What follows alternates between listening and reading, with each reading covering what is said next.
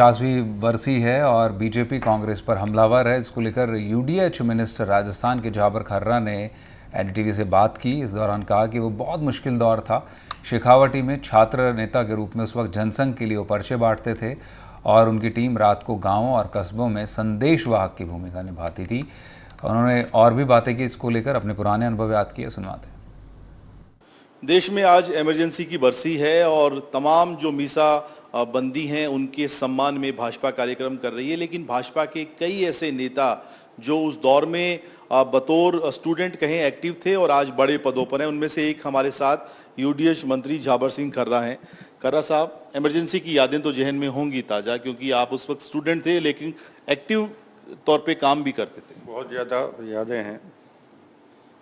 आपातकाल के दौर में जो हमारे भारतीय जनसंघ और राष्ट्रीय संघ के कार्यकर्ता भूमिगत हो गए थे, वो प्रिंटेड पंपलेट देश में हो रहे अनाचार अत्याचार के मामले में प्रिंट करवाकर रात के अंधेरे में गांव-गांव निश्चित जगह पर पहुंचते थे और हम जैसे विद्यालय में पढ़ने वाले विद्यार्थियों के माध्यम से वो पर्चे गुप्त रूप से गांव और कस्बों में वितरण का काम हमको सौंपा जाता था।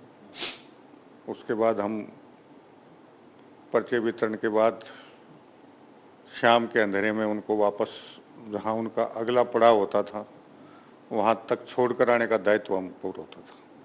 लेकिन बड़ा मुश्किल दौर था।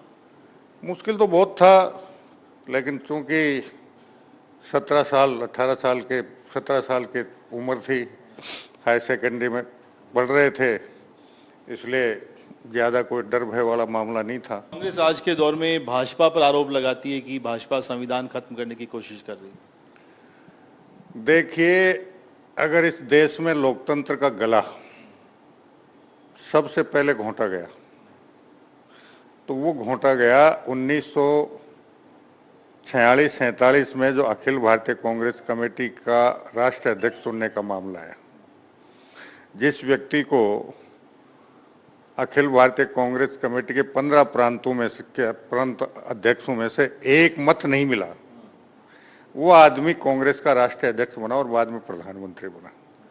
तो लोकतंत्र और संविधान का गला घोंटने की बात अगर कांग्रेस करती है तो मैं समझता हूं कि इससे हास्यास्पद बात दुनिया में दूसरी नहीं हो सकती।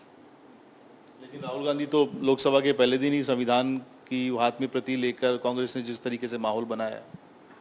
देखिए, अगर हम इसको गहराई में देखें तो कांग्रेस ने सदैव अफवाह फैलाकर अपना काम चलाया।